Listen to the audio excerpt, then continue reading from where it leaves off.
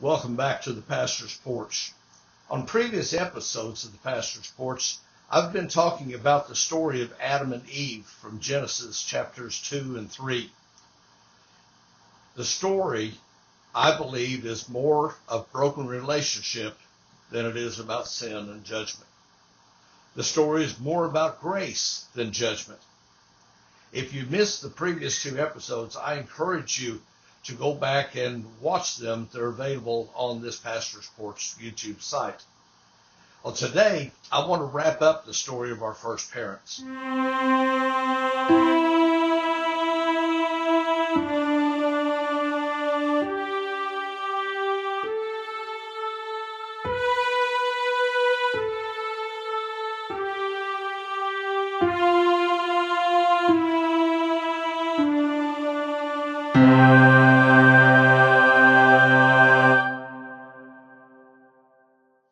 In the scope of the story, I believe the story of Adam and Eve is my story and your story. It's more than just Old Testament history of mankind. This is why it's so important to study and learn from the Old Testament. Why I believe we must hitch our faith to the faith and history of the Old Testament. One of my favorite Bible teachers has said that the New Testament is in the Old Testament concealed, and the Old Testament is in the New Testament revealed. You see, when Apostle Paul in the New Testament says that we must study to show ourselves approved, I think he's talking about studying what we today know as the Old Testament. Now, back to Adam and Eve and us today. See, Paul teaches in Romans 3, verse 23, that all have sinned and fallen short of the glory of God. In verse 24, he affirms we are being justified freely by his grace through redemption that is in Christ Jesus. Now, if we look at that along with the primary text in Genesis 2 and 3, we see that for Eve and for Adam, the allure of sin was threefold.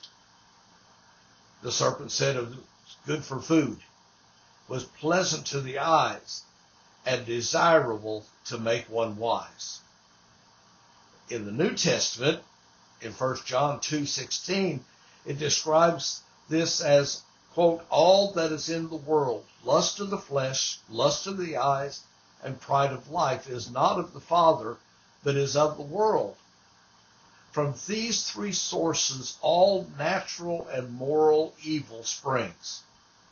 Today, just as with Adam and Eve, we too have given in to the things of the world that are lustful and prideful. Take note, when talking about lust, it's not limited only to sexual desire. Lust is defined as a consuming desire. It is a consuming desire for things the world offers as indicators of success and well-being. It is pride in our own self-merit. It is self-righteousness. Today, just as with Adam and Eve, God still comes in the stillness of a moment, the cool of the day. Today, just as God called to Adam by name, God is calling your name and my name. I remember well a night when, in soft whispered tones of a broken heart, God whispered, Don, where are you? At that time, I was hiding from him. I thought my sin had so far separated him from me that I could hide from him forever. Yet he sought me. And just as with Adam, God found me. Yet there is a difference between Adam and us today. For Adam, he was removed from that wonderful garden and lived under the curse of sin and death. Adam had no redeemer. But folks, we do have a redeemer through the sacrifice of Jesus Christ. Because of the blood of sacrifice of Jesus and his subsequent resurrection from the dead, the free gift of God's amazing grace is offered to all who will receive his gracious offer. That's why I'm now a preacher of grace more than of judgment, because his grace is so amazing. Grace, God's grace, always was, is, and ever shall be greater than our sin. God's desire is to forgive our sin and restore us to right relationship with him. Both the broken relationship with himself and broken relationships among one another. God's desire is to extend grace, not judgment. His desire is that we make his story our story. You see, I was Adam. You too are Adam. This first story of the Bible is still alive and relevant today.